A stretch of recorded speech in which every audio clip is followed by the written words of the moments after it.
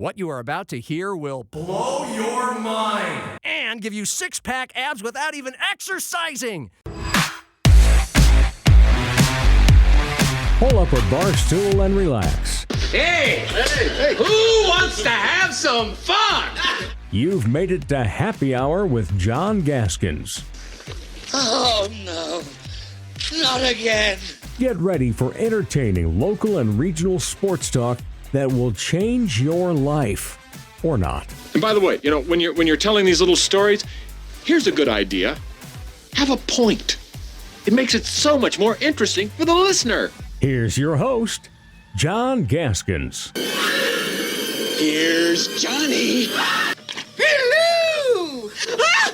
I'm back, baby! I'm back! Boyer. Engelhard swings and hammers one deep to left field. Blake is going back. Warning track, ball lane, gone! Chase Engelhard! It's a walk-off homer out to left. 378 feet. 4-3, Birds win. What a moment for the rookie. A happy hour in the birdcage yesterday, indeed. The rookie with the walk-off to prevent the sweep from the best team in the league, the mighty Milwaukee Milkmen, and the Birds, 3/4 of the way through the season, secure for the playoffs. It would take an epic collapse to not reach them for a fourth straight year.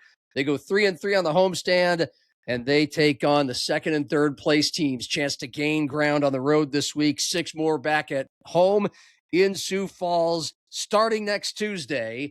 And welcome to Happy Hour. Happy Hour on a Monday. Big week. It is 2 weeks from game week for our high school football teams. For the Jacks, the Yotes, Augie, and USF. Zach Borg, now a full-time member of our staff at Sioux Falls Live and Midwest Sports.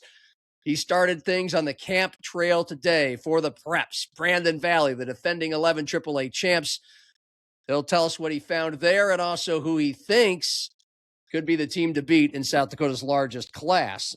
Earlier in the show will be Samuel Akem, FCS analyst, Montana-based. We're going to chomp into the Griz and the Bobcats and where the Jackrabbits and Yotes fit in the national championship picture. The STATS top 10 preseason poll, top 25 poll came out last week. And Sam's thoughts on where things all unfolded there. And,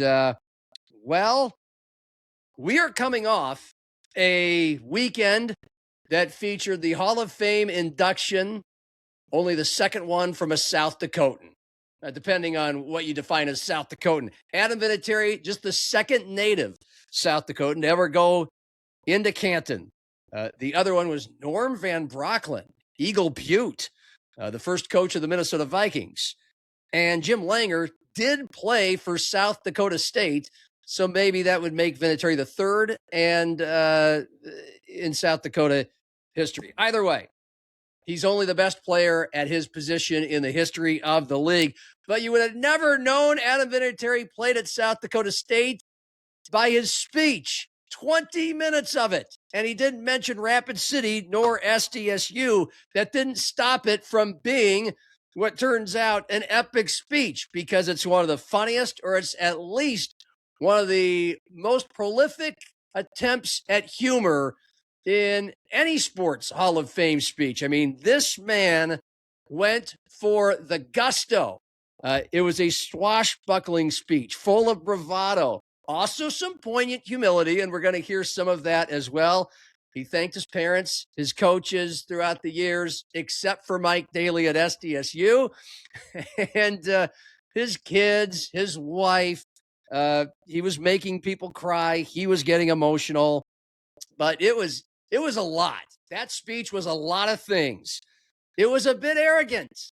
I'd rattle off in Adam Vinatieri's accomplishments in football, but he just decided to do it himself in his speech. All-time leading scorer, 4-time Super Bowl champ, most career field goals, NFL 100 all-time team. The list goes on, but Jim Porter told me I only had 10 minutes. Okay.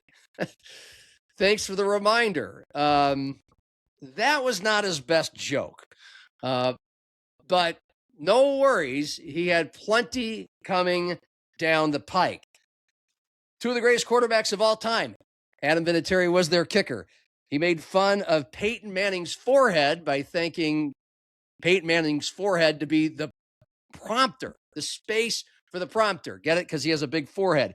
He made fun of Tom Brady because he mentioned that he played for the best quarterback in Patriots history, Drew Bledsoe. And then he took a swing at Tom Brady, saying he just was glad Brady wasn't at the speech so he wouldn't come up on stage and slap him like he slapped Logan Paul. So we're topical. And then now we're sophomoric. He made fun of Pat McAfee. Well, kind of. He just said it was great to see Pat McAfee, who was his punter in Indianapolis when Vinatieri was with the Colts. And he said Pat McAfee was a man who enjoyed holding his balls even more than his wife. Wow. And yet, the biggest zinger was this about Bill Bellichick. Unfortunately, Bill couldn't make it here today. There's a lot going on at UNC right now. He may be on a recruiting trip right now looking for the next Lawrence Taylor. I thought it was because training camp had already started. But in truth, it's because he's judging his girlfriend's cheerleading competition.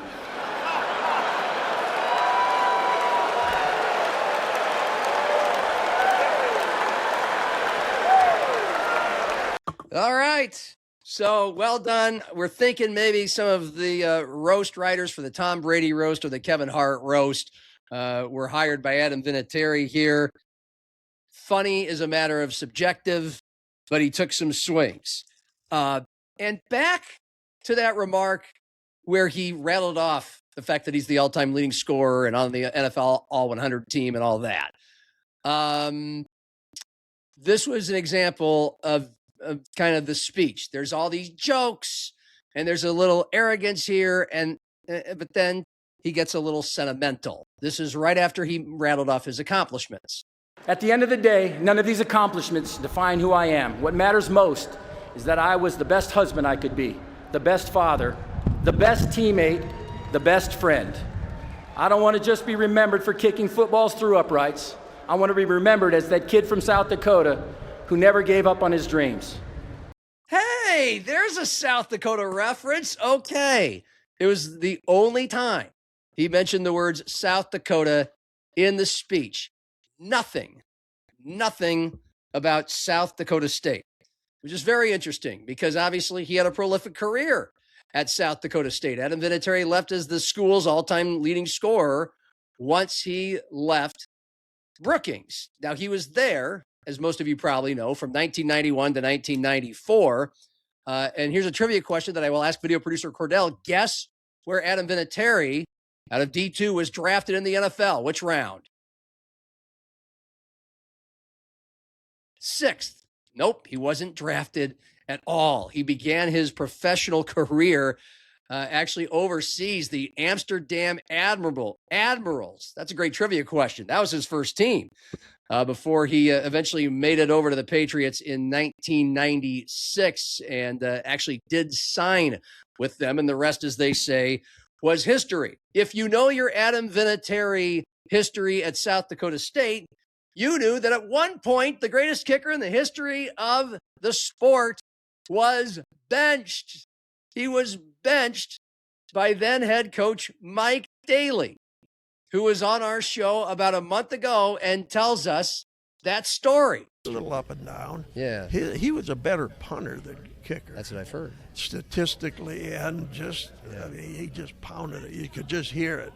And he was more inconsistent on the kicking game, on the kick stuff, and to the point, and this that I benched him at one time. He'd missed 3 or 4 extra points and field goals in a row, and I benched him and had an audition of the team and see who had kicked before, and 4 or 5 had, and they came and ended up going with a defensive lineman, I think it was, off of Jim Remy's his name, from Laverne. Defensive lineman. Yeah, and he square toe. Yeah. And he came in, of course, missed the first 3, and then we put Vinny back in. And well, how upset was he? Was he upset? Oh, yeah. Yeah. Yeah. Okay. Probably still is. Wow. Was there any part? But you couldn't. You felt like you had no choice. He was struggling enough. You had to. Just give someone else a chance. Give him a breather. He still punted. Yeah. Okay. So, yeah, any competitor like he is doesn't like to not do his deal. Mike Daly benched Adam Vinatieri for a defensive lineman with the square toes. That would have been a great part. I mean, Vinatieri was, as all these guys were, told 10 minutes. You got 10 minutes.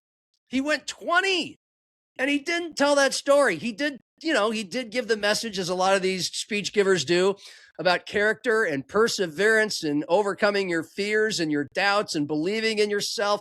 He had all that. It would have been perfect for being benched for a defensive lineman at a Division II college as a turning point in his career, to be a part of an already over-windy speech. But Vinatieri didn't do it. He didn't mention the Jackrabbits once. So if you were a South Dakotan and especially an SDSU fan tuning into that speech to hear about the mighty Jacks, you were a little disappointed.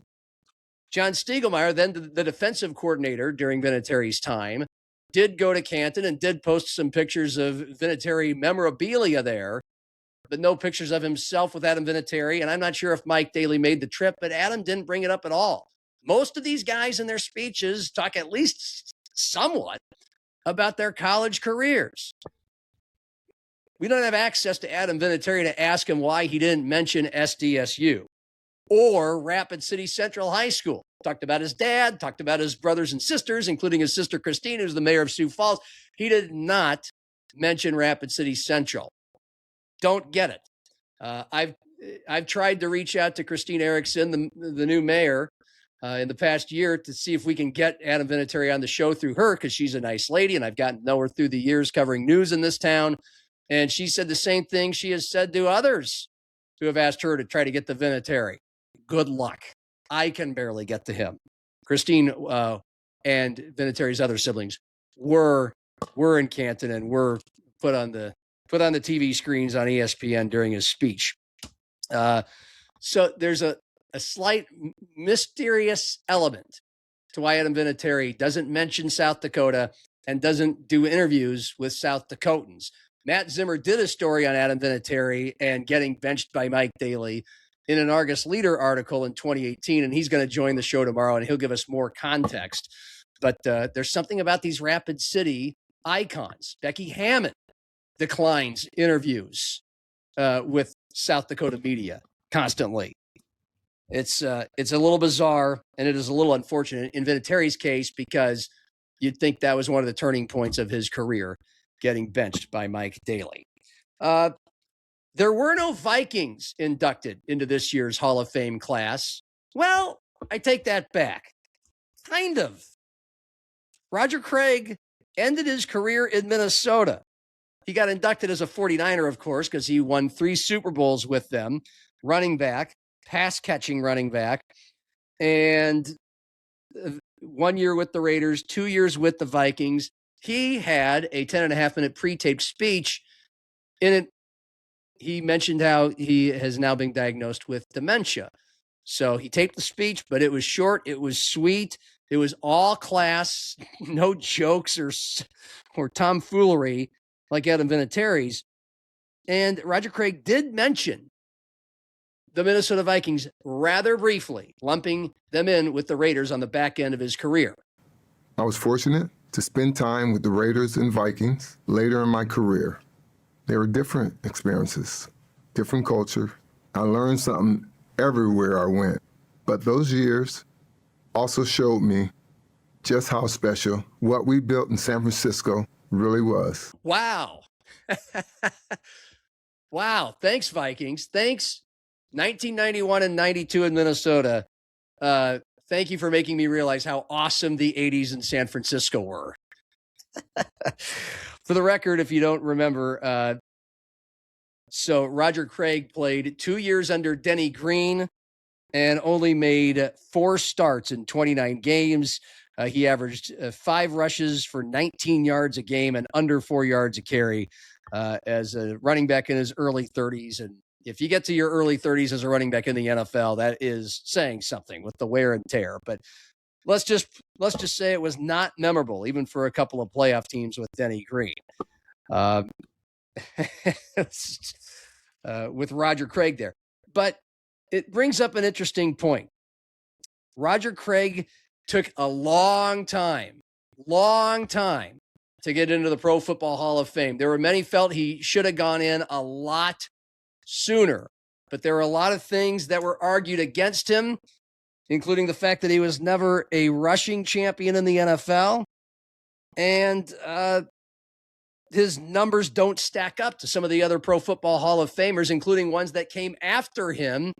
And yet he finally made it. And it's really hard to get into the Pro Football Hall of Fame. One of Roger Craig's champions was Chuck Foreman. Chuck Foreman as well is a player certainly Chuck Foreman feels should be in the Pro Football Hall of Fame. And the knock against Chuck is the same knock of Roger Craig. The stats, the yardage totals just aren't high enough, or maybe there wasn't a long enough stretch of elite running back play. That's according to AI, which conjures up all kinds of articles and facts. The window of time as an elite running back was not long enough for either, but so many stumped for Craig. He got in. Well, now Chuck Foreman should get in because Chuck Foreman paved the way for Roger Craig, because the Roger Craig advocates kept saying the guy has a bunch of receiving yards as well. He might be the greatest pass-catching running back that we've ever seen. He was multidimensional. West Coast offense, Bill Walsh, they threw a lot. And finally, people listened. And Roger Craig, who for his career was able to rack up, almost 5,000 receiving yards in 11 years, he gets in and is recognized for that. Chuck Foreman was Roger Craig before Chuck Foreman. Chuck Foreman was Roger Craig before Roger Craig. Their stats are eerily similar. In 11 seasons, Roger Craig averaged 4 yards a carry, 50 yards a game. Chuck Foreman, 3.8 yards per carry, 55 yards per game, more. Chuck Foreman led the NFL, the entire league, in receiving yards, more than any receiver in 1975. 73 catches. That was during a time when they didn't throw the ball as much. Roger Craig, famously the first player and one of only 3 in NFL history to have 1,000 yards rushing and receiving in the same year. That was 1985, and he cut 92 passes that year. So is that why Roger Craig gets in the Hall of Fame, but not Chuck Foreman? It must be that. Partly because Chuck Foreman never had a 1,000-yard receiving season. He had 1,070 yards and nearly 700 receiving yards in 1975. Would that put Chuck Foreman in the Hall of Fame? Because both had one Offensive Player of the Year award. Chuck Foreman was All-Pro 7 times. Roger Craig, just 2. Foreman, 2 times a first-team All-Pro. Craig, just once. Total Pro Bowls. Chuck Foreman, 5. Roger Craig, 4. Total Super Bowls. They both had 3. But Roger Craig went 3 for 3 with the Niners. And Super Bowl champions and people who have the distinction of doing something first in NFL history, like 1,000 yards rushing and passing in the same season, that might be the difference. Maybe at 8 years, Chuck Foreman didn't play long enough, but in 3 fewer years, he racked up similar numbers to Roger Craig, and that's any historian will tell you, that's a very, very accurate comp. If Roger Craig belongs in the Pro Football Hall of Fame, so does Chuck Foreman. There's no doubt about it. He was a quarterfinalist this year. But as the years go by, more running backs from after Chuck Foreman's time and even after Roger Craig's time, those guys tend to get in if they have better numbers, and that's unfortunate. We are 2 weeks from game week in the FCS, and it's time for some FCS 101. Once again, it is the Missouri Valley Football Conference and the state of Montana, specifically the Dakotas and Montana, even without North Dakota State. that are the usual suspects and the prime national championship contenders. The Big Sky and MVFC comprise of 4 of the top 5, 7 of the top 10, 8 of the top 12 in the Stats Perform top 25 preseason poll. Not that those ever mattered, but not that anyone would probably be arguing any of this. The top 2 teams are Montana State, the defending national champion, and Montana right behind them at number 3, South Dakota State, just ahead of that team that beat the Bison last year in their final ever FCS game and should have won the national title. Came within inches of doing so in that game against Montana State. That'd be Illinois State. So that's our backdrop, and we're going to slice into it with a guy who's becoming one of our favorites here at Happy Hour. He's living and working in Missoula, Montana, where he played for the Griz, and he now has his own show. It's called the Samuel Akem Show, and it'll start on YouTube 1 hour a day on Monday. So we're happy to warm him up. Samuel Akem, former Griz receiver. Good to see you. How are you? Good to see you, man. I'm good, man. It's been this last July month has been really, really busy. Big Sky Media Days was a couple of weeks ago. I was in Great Falls. We were in Seattle this past weekend. I mean, I've been running and gunning, but I'm feeling good. Football season is starting, and it's an exciting time of year.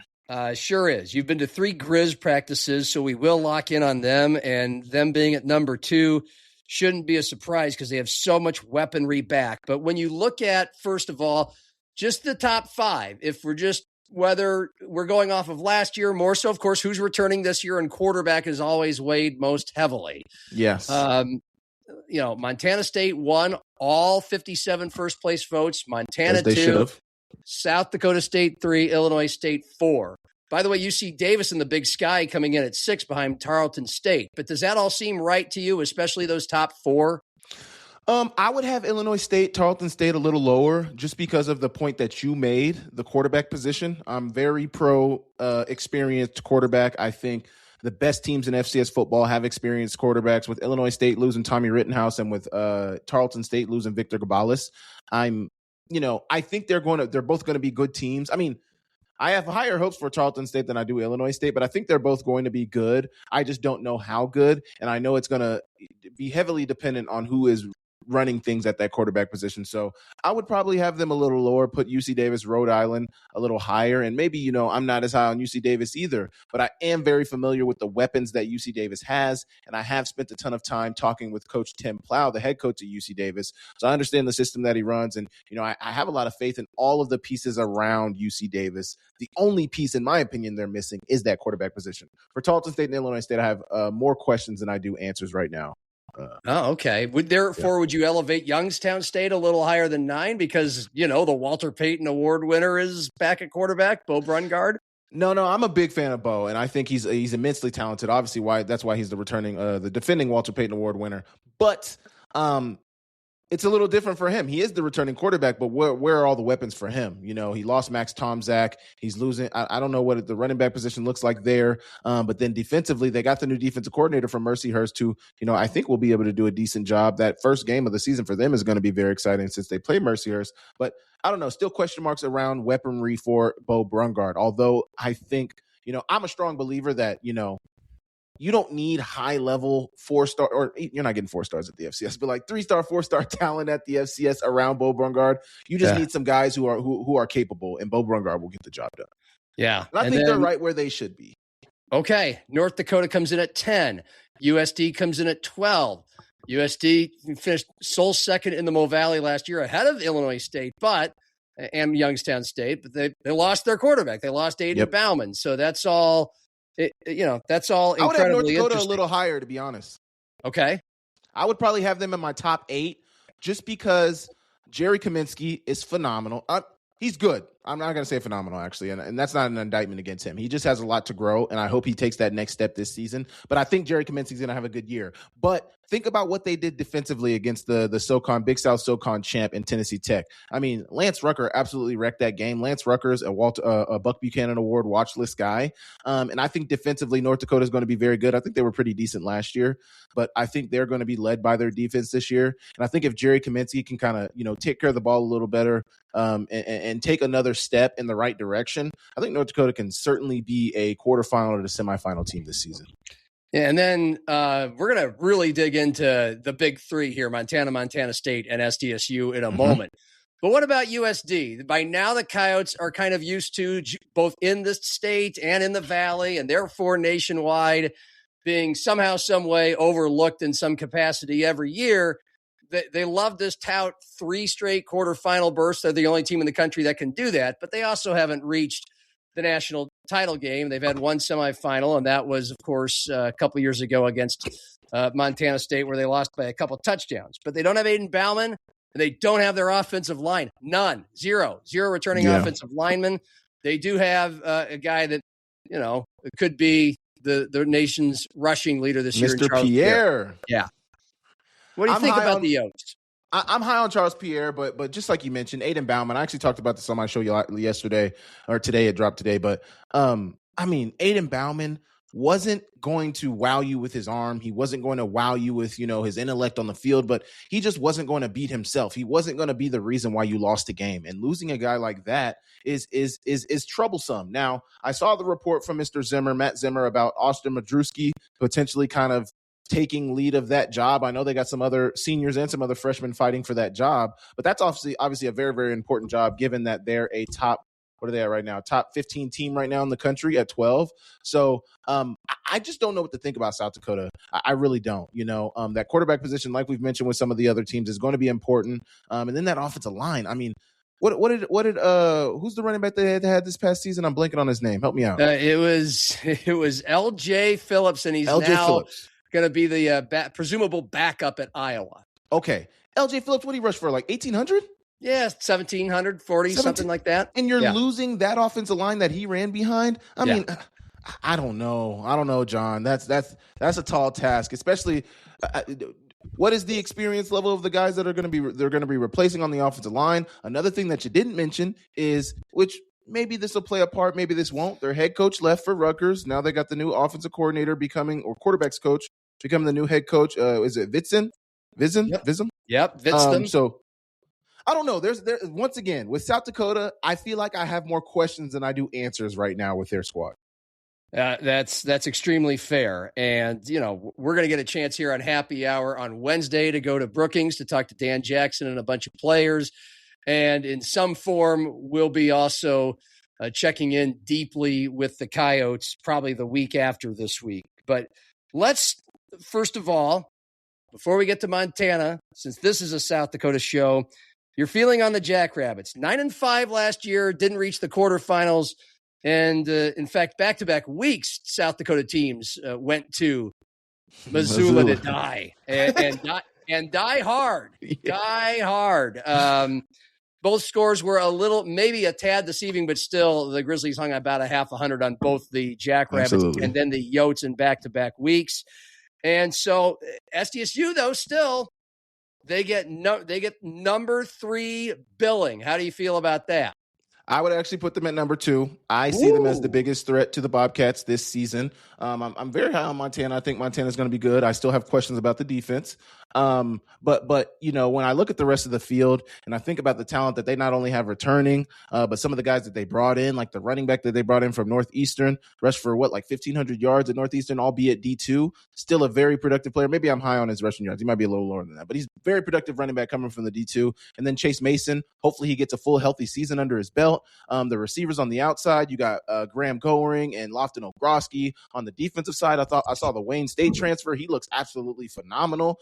Put him along with all the other guys they already have on that defense. I mean, it seems like the makings of a team that is built offensively, defensively. We'll see what the special teams looks like. But I don't know. It's hard to find holes on the South Dakota State squad right now. I'm just troubled. And I've had them as my number 2 team, all the way up till a decent couple of weeks after the season. I was kind of set that, they're going to be the number 2 team this year coming into the season. Yeah. How do you weigh Chase Mason against the other top returning quarterbacks? Justin Lamson from Montana State. Of course, you have, and give me some help here, Keali'i Ayat. Yes, sir. At Montana. 69% of completion percentage, over 4,000 yards, 41 touchdowns for him last year. We've mentioned Kaminsky at UND, run guard, the Walter Payton Award winner. He's back. How do you weigh both skill set and just overall body of work, expectations, Chase Mason against the others? I think the skill set is there. He can run the ball. He's a big physical quarterback. I remember seeing him in the press conference after the game in Missoula last winter, and man, he is built, and he is a unit for sure. So I think physically he's got all the traits. The numbers aren't necessarily there for me, and I would honestly have him below all the top guys. I would even have him right now below Devin Farrell. I would have him below Ty Pennington, and that's not an indictment against his talent or anything, because he's immensely talented, and I think he can be one of the best quarterbacks in the country. I just need to see it. Now, obviously, he was limited last year due to the injury that he dealt with. So you take that into account. I believe as a starter, what was he, 8-1 last season? Very, very solid as a starter. So he's dependable, and I know that. But the numbers for me kind of fall short. And obviously, too, albeit, they were a battered team when they got into the playoffs, he did lose, on the road. So we'll see how he does this year, but I'm very high on him as a player. But if I had to rank him, he'd probably be near the bottom of my top 10. Oh, of your how many? Top 10. Top 10. Okay. Yes. What is it? Is it purely numbers, or is it other things you see, specific situations or skill sets that put him that low on your radar right now? Or is it just lack of experience, only 9 games? Maybe a little bit of lack of experience. I think also the numbers are heavily in there for me as well. Just looking at the numbers, when I compare him to some of the other guys who did play full seasons, his numbers don't stack up as well as some of the other guys. And give it his limited sample size, I just don't feel like I have enough data points when I'm measuring him against some of the other guys. I don't feel like I can put him above certain guys right now. But that certainly could change. Okay. You made an interesting mention about how you see SDSU, though, overall, they're your number 2 to Montana State, and Montana, who is the stats number 2, as number 3. We're splitting hairs here. All 3 are really good, and right now Montana State's a clear, decisive preseason number 1, all 57 first-place votes. But give me a little bit more about Montana and why you see SDSU a little bit more of a contender before the season starts than your own alma mater. Well, there is some, what do I want to say? There's some other data on this that makes this point, that kind of makes this point. But what was the only FCS team that beat Montana State last year? Albeit early on in the season when both teams were fully healthy, and Justin Lamson's early on in his career, they hadn't necessarily got the things under their belt. But What was that team? Well, it was the Jackrabbits. It was the Jackrabbits. Good job, and who had 2 opportunities to beat Montana State in 2025 and wasn't able to get the job done? Well, the Griz lost by a field goal at home in the finale of the regular season in November, and then 48-23 in the semifinals in Bozeman in December.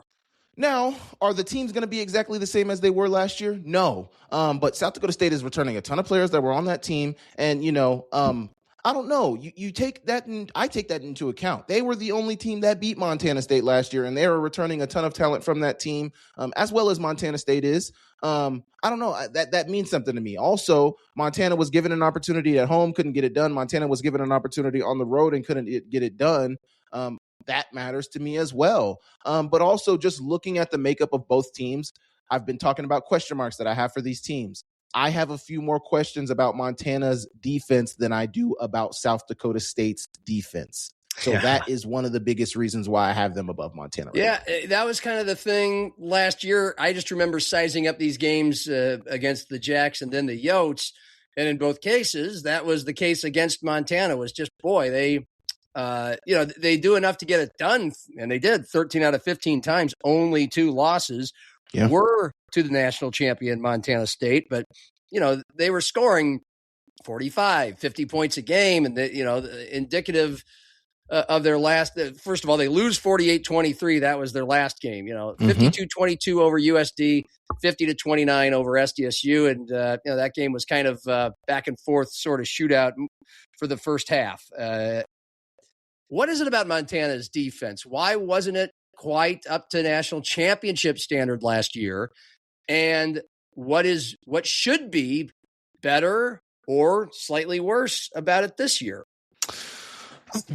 I don't know. I can never really put my finger on why they're missing. And I think the biggest reason for that is because maybe, I'm not in those meeting rooms. So, I don't really get to hear some of the talking points that the coaches are giving to the kids. But one thing I did hear from Solomon Tuliaupupu in the first week after in one of the press conferences, he mentioned that gap was a bad word. And I know that's like a universal term in defense, is being gap sound, working in gaps. This is your gap. You are responsible for this gap, this gap, this gap. That's like a defensive term. And for some reason in the 3-3-5 that they ran previously, that was something that was kind of shunned, using that word. And I guess they had another term for it.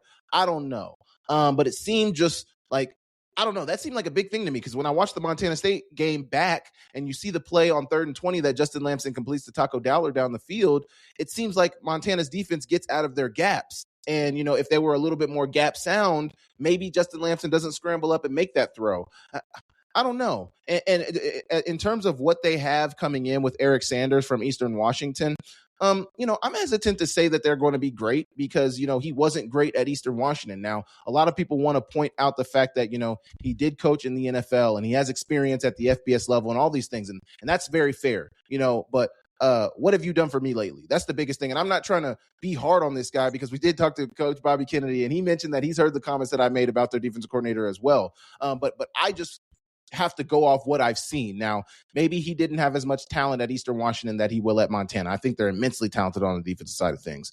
But being talented, Montana's defense was talented last year, and they still gave up 20 to 25 to 30 points a game. I mean, that's not going to get it done. So they are looking at doing more 4-down this year. 2 linebackers on the field, an edge rusher is standing up in a buck position. They still got 5 defensive backs on the field.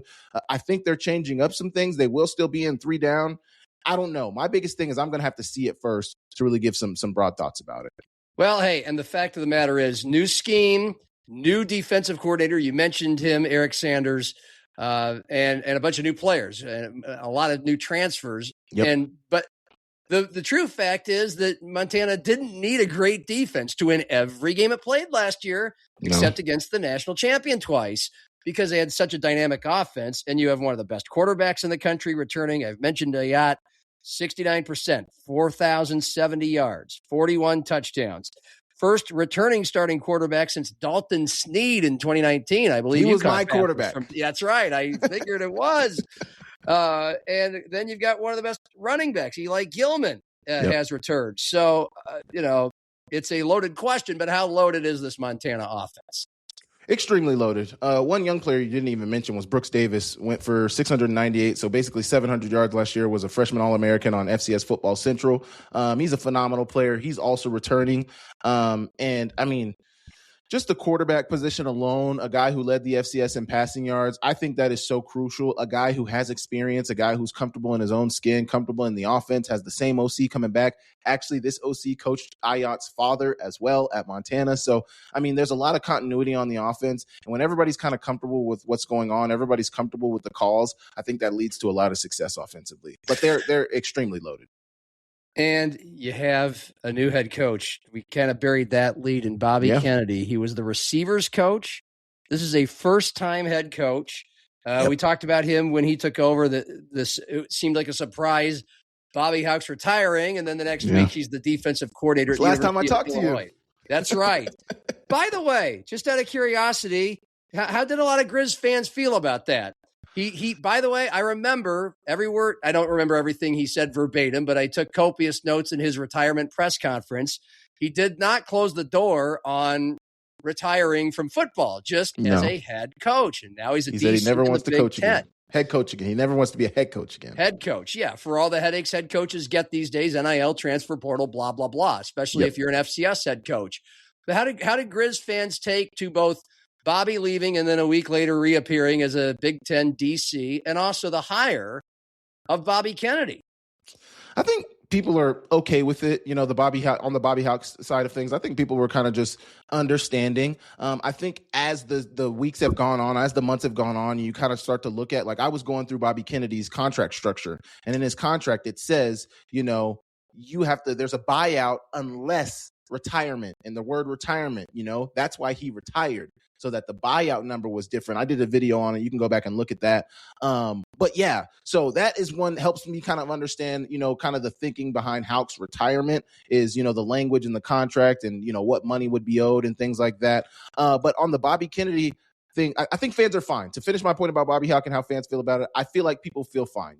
I think there was a sentiment, at least this was my sentiment, that I thought Bobby Houck could stay, but I thought he would need to make some changes in order to stay at Montana. And with staying at Montana, I just didn't think that he was like, Houck is at that age where I don't think he's really willing to change. I am who I am. He's even told us that when I was at Montana in meetings, we are who we are. Us older coaches on this squad, we are who we are, which is okay. And I think people are appreciative and thankful for what Houck did, but I also think people are happy for a new age of Montana football. So on to Bobby Kennedy. I think fans have been it feels like it's been a breath of fresh air, a breath of fresh air. He's been very open to the media. There's been a week into training camp, and almost every, every position coach has talked to the media. Both coordinators have talked to the media. Yeah. Never let a coordinator or a position coach once speak to the media. We got to have Kali Ayat on our Deep Ball podcast with one of my former teammates, Keenan Curran. That would have never happened. I mean, there's been so much, and the media isn't everything. Bobby Kennedy said he was going to prioritize recruiting the state better. He has done that.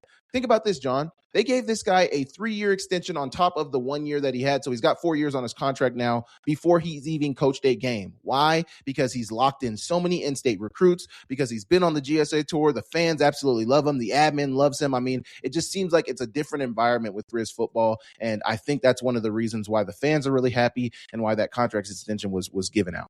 Have you noticed differences in just the way practices go from the 3 practices you've been?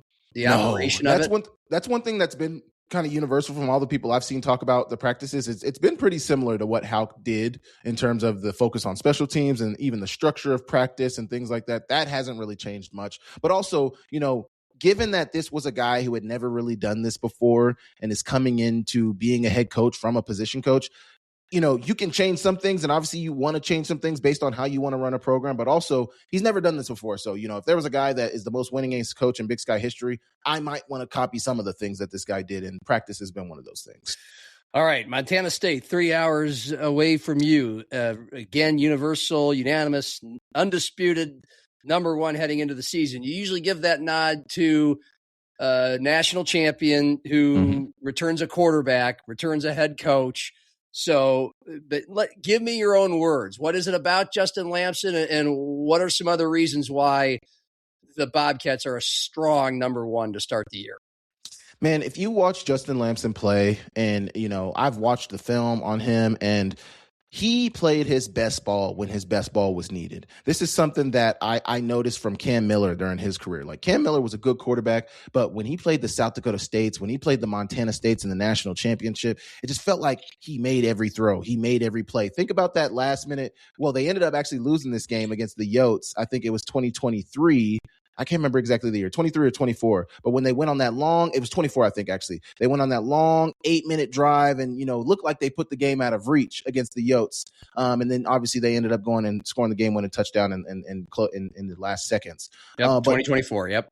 He's just a winner, Justin Lamson. He's just a winner, and he knows how to win. Brent Vegan has put together a machine out there. Taco Dowler's returning. Adam Jones is returning. A ton of defensive talent returning on the defensive side of things. And, they're very particular with how they go into the portal. We talked to Brent Vegan about this at Big Sky Media Days. They're not just going to retool their entire roster to the portal. They like the developmental play. So we're going to recruit through high school. We're going to develop these guys within our program, and that's how we're going to recruit. And they brought in a tight end through the transfer portal. They brought in a corner through the transfer portal, and then they brought in another corner. So they brought in 2 corners and a tight end through the transfer portal. But that's really it. They are not super heavy into the portal, and it works for them, and they develop phenomenally. So I just think they're running a machine up there. I would honestly call them, I don't want to disrespect anybody, but I would call them NDSU light. I mean, the way they run the ball, the way they structure things, and it just seems very, very machine-like the way they've done things the last few years. Well, and in the regular season, with the exception of Montana, one of the best offenses in the country, this was a defense against FCS competition that rarely gave up more than 14 points, if at all. So they have what Montana doesn't have, which is a stout defense. Yeah. And so Bobcats number one. There's a lot of individual situations here. I'm going to try to blanket something for you. You see Ayat at Montana, Lampson's coming back at Montana State, Mason at SDSU, these returning quarterbacks. According to those around Chase Mason and Dan Jackson, I believe them. At least $1 million. Could have gone and played 7 figures Big Ten SEC, but he wants to be in Brookings. And NFL scouts told him, recommended that, hey, you can do it from there. You can do it from Brookings. You will get drafted in the NFL if you have a good year in the FCS. But it's kind of amazing. Bo Brungard at Youngstown as well, that all these guys are back. What kind of overtures do you think we'll just stay with quarterbacks that these guys have, and why are these are the best, and they're all back in the FCS? We talked to a ton of coaches about this at the Big Sky Media Days. We all asked them about that because the Big Sky itself has like 3 or 4, maybe 5 returning quarterbacks or starting quarterbacks that were good. And it's just really good for the league. It's really good for the FCS. And I think at this point, these guys are starting to see that the grass is not greener. I think we have a healthy sample size of guys that have left and gone to see if they can play at the P5. And not that they can't. Like Mark Gronowski did phenomenal at Iowa. Like he wasn't a bad quarterback and he was a starter. But I think we have enough sample size to where Mark Gronowski is much less likely, and I'm blanking on his name he was from Idaho. He was an Idaho transfer, if I think of his name on, but guys like that. We have way more examples like that than we do of the Mark Gronowskis. And I think these guys are seeing legacy. They're seeing the love and fan support that they get. The NIL, whatever they have, is going to be geared towards making sure you're taken care of. It's not going to be near the level that you get at the FBS level, but you're going to be taken care of. You're not going to be looking for a meal or anything like that. So I think they just see all the writing on the wall from what has been, and they appreciate what they have. 2 more and we're out the door. We asked this a few months ago, but things move at the speed of light in college athletics now. How do Griz and Bobcat fans, alumni, media, whoever, what's the sense of desires for those schools to go FBS now that we've seen North Dakota State make the leap? I don't think there's like necessarily a rush, but I think people are like, okay, they kind of expect it at this point. And I think, people are happy with where they're at, especially if, being at the top of the subdivision is where you're at. Like if you're going to compete for national championships, then let's do it. But if that opportunity to move up comes, I think Montana and Montana State fans would welcome that. I think at this point, Montana State fans have got their natty. They're like kind of ready to go. I think Montana fans are maybe, hey, let's try to get one more. and unlike North Dakota State and Northern Illinois, 2 most recent entrants into the Mountain West, the Montana schools are in the mountains and they're in the West. So that would make some sense. And they have to go together. So that's kind of what ties them together. Very important point. Why are the Montanas and the Dakotas so dominant and expected to be dominant once again in the FCS? I think some of it's history, that they've always been really good or they've always been near the top, at least for the Montana. I'm speaking of Montana, NDSU as well. I don't know so much about South Dakota State or Montana State, but I know that they've all been relatively good over their careers in the FCS. And I don't know. I just think when you think of FCS football, you think of Montana State. I think that seeps over into the players. I think that seeps over into the fans. I think that seeps over into the people who even watch these games. They know when they see a Montana State, a South Dakota State, a South Dakota, a North Dakota, when they see those names, they want to stay and watch because they know it's going to be good football, and they usually see those teams playing deep into the playoffs. Does it feel bigger there? I mean, the stadiums, the crowds, is that part of it? It feels closer to FBS. I've never actually been to Brookings, or I've actually never been to Fargo either, but I have been to the Alaris Dome, and I have been to Vermilion, and then obviously I've been to Bozeman and Missoula, and all are great venues, and the fans show up, they care, they cheer, the students show up, they care, they cheer, and it matters, and people want to play where football matters. Sammy, this was great. We're off and running. Looking forward to your new show, the Samuel Akem Show. It's going to be on YouTube and wherever you get your podcasts starting on Monday. You're going to talk a lot of Big Sky and FCS football and beyond. So thanks for, again, warming up with us today. Appreciate you, John. Cheers. It's still happy hour with John Gaskins. This round's on me.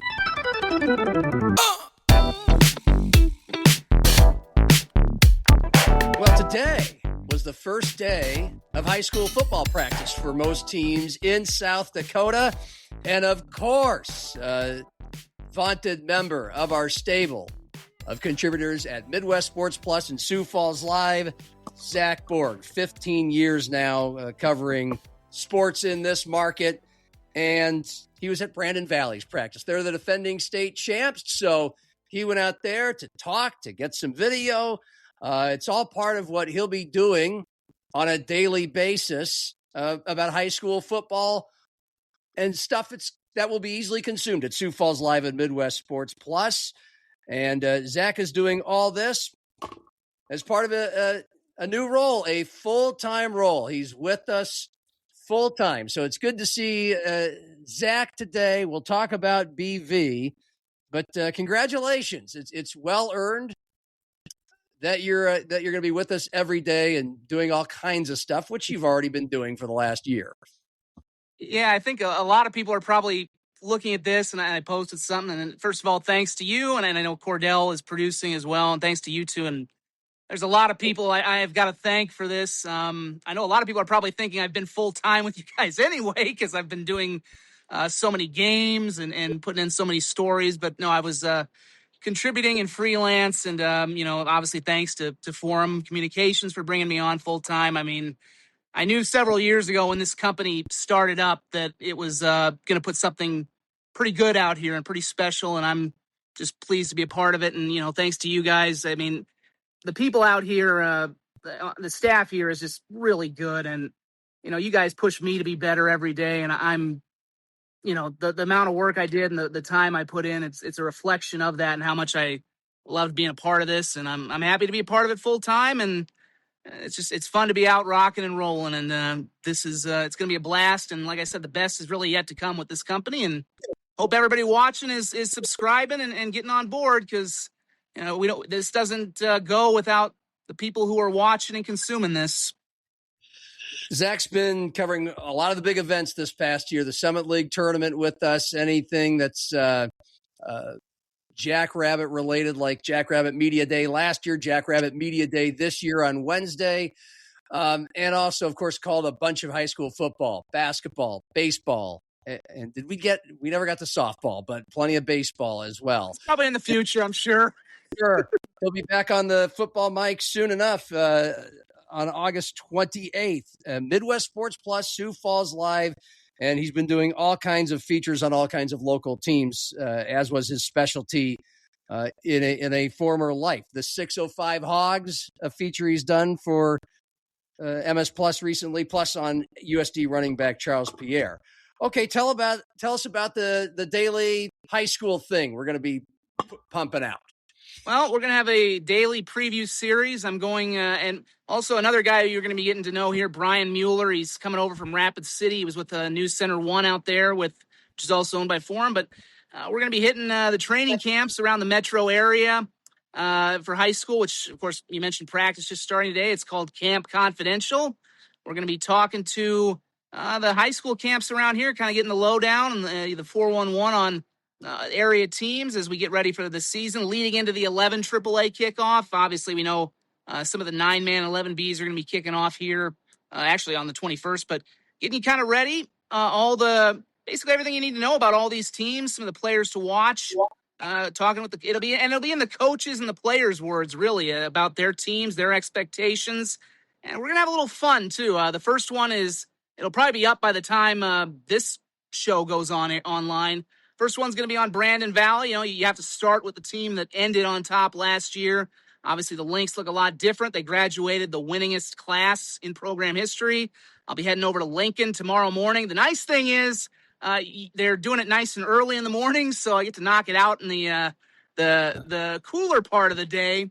But it's just a chance to kind of get this daily out, and I know the enthusiasm for football is pretty high right now at the college and high school level, and it's a chance to tell their story in their words and really kind of build up the hype and enthusiasm. We'll kind of be heavy on the metro area at first, but sure, we're going to hit some other areas around too, and it's going to be a fun time. And by the time we're into the high school football season, broadcasting on KSFL and Midwest Sports Plus, you will know everything there is to know about this region. So Brandon Valley and Lincoln, they have squared off in the state championship game each of the last 2 years. Lincoln won it 2 years ago, Brandon Valley last November. And again, you went to Brandon Valley today.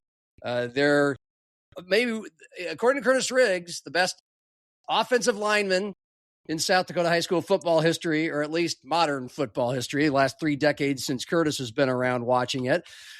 He's gone along with Briggs Knutson, their senior steady hand quarterback, Levi Veskerna, running back. He's off to the University of Sioux Falls, and some others. But would you put Brandon Valley at number 1 in your preseason poll? Are they the team to beat?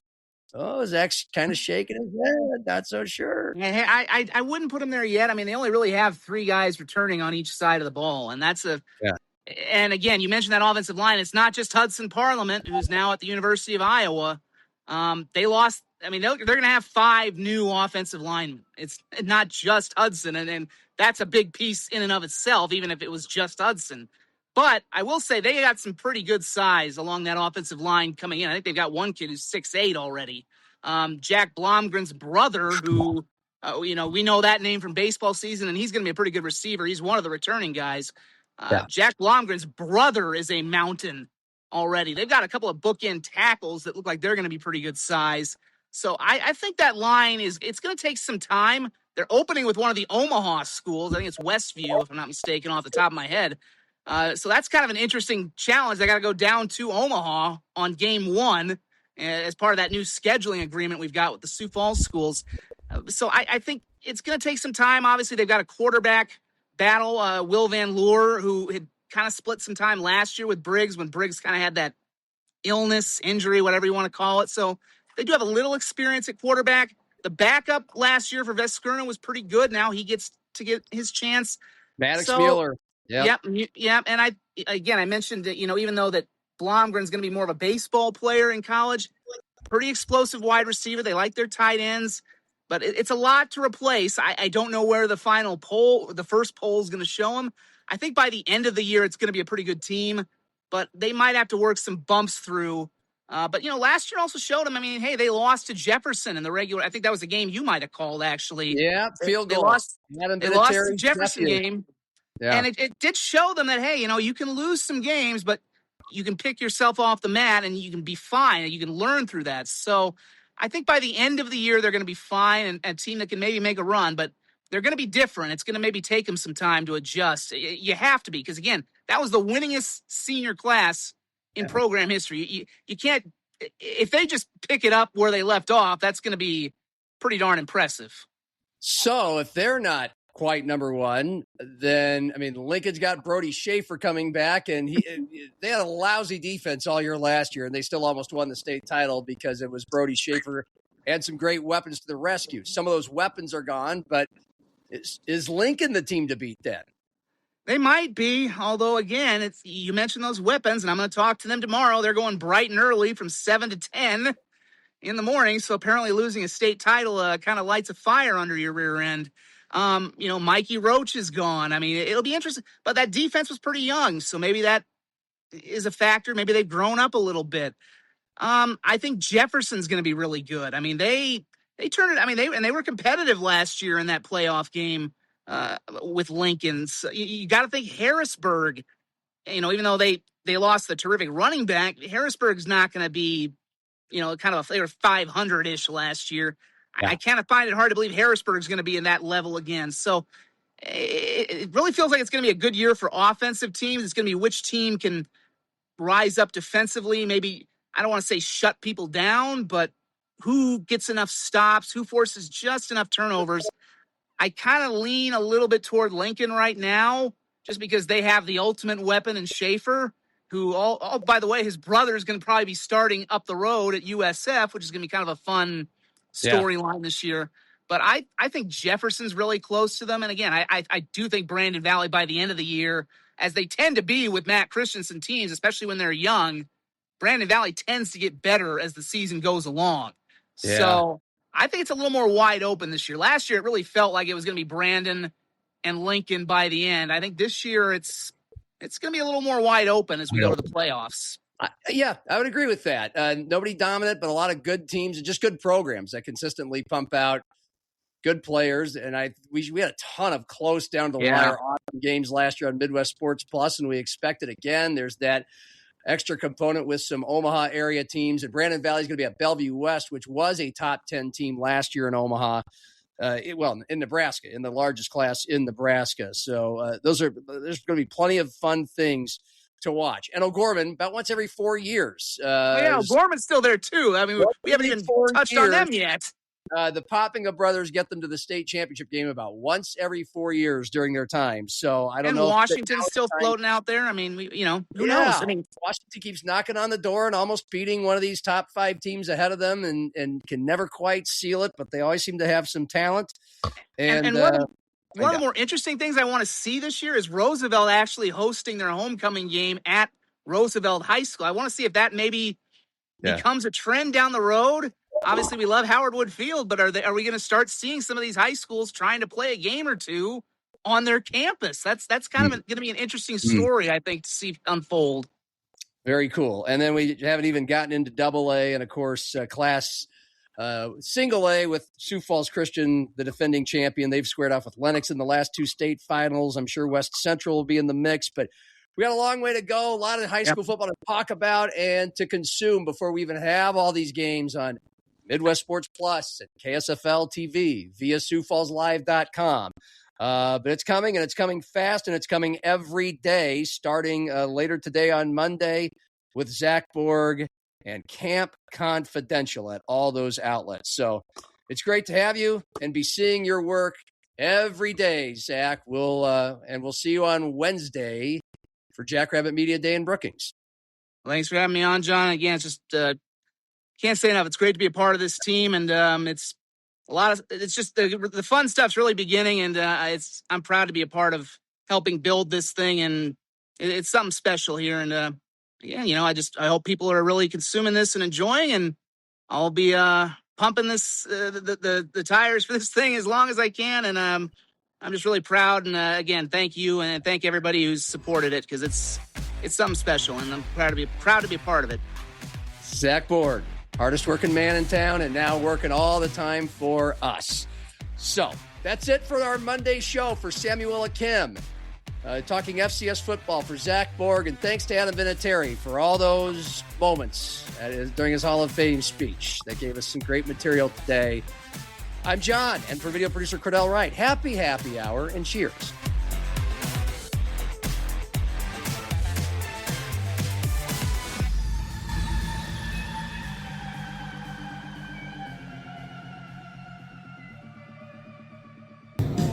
You need anything else, John? No, I think I'm good, Greg. I think I'm going to tap out. All right. Have a good night.